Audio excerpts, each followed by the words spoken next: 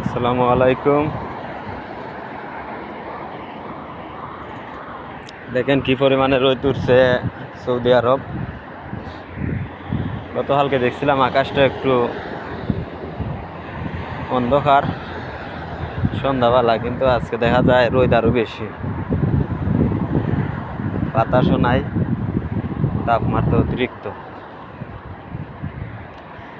গাছের মাঝে খেজুর ফাঁকিয়া মাটির মাঝে পড়তেছে, কিন্তু কেউ পারেও না, তুগাইয়া আনারও কোনো সিস্টেম নেই। সিস্টেম থাকতো হয়তো আমরাও তুগাই আনলাম না, তো বাউন্ডারি দেওয়া। দেখেন কি পরিমাণে রোদ।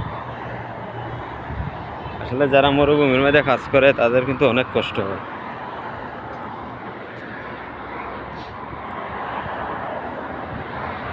এই শহরটা একবারে গ্রাম অঞ্চলের মতন, এটা হলো তাবুক শহর।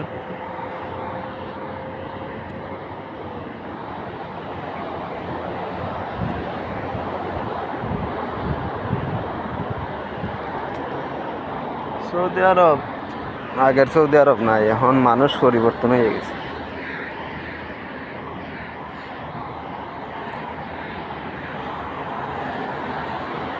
এত রোদ, এত বালু মরুভূমির মধ্যেও দেখেন এই যে ফুল ধরে রয়েছে গাছের মাঝে। এগুলা কিভাবে সম্ভব? কারণ প্রতিদিন এগুলোর মধ্যে পানি দেওয়া হয়, সাপ্লাই ফিট করা এগুলার গাছের গুড়া। এই দেখেন গাড়ি পার্কিং এর মাঠ, দেখেন তো সরকারি জায়গা।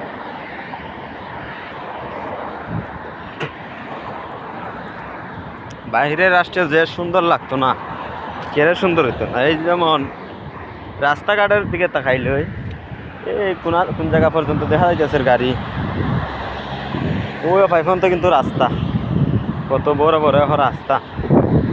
যেটা ভাই আমি হাঁটতে যেতেছি, অনেক জায়গা খালি এই যে মানুষ হাঁটতে যাইবা, তারপরে এই সাইডে বাড়ি যায়, আবার এই সাইডে রাস্তা দুনিয়া ঘুরে রয়েছে খালি।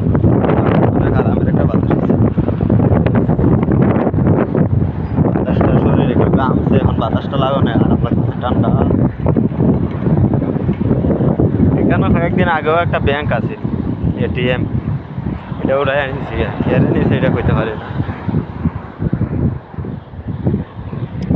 সৌদি আরব যারা মরুভূমির কাজ করে তাদের অনেক কষ্ট হয়, আমাদের তেমন একটা কষ্ট না, কারণ আমরা মার্কেটের ভিতরে কাজ করি, এসির নিচে মোটামুটি কাজের তেমন একটা চাপও নাই।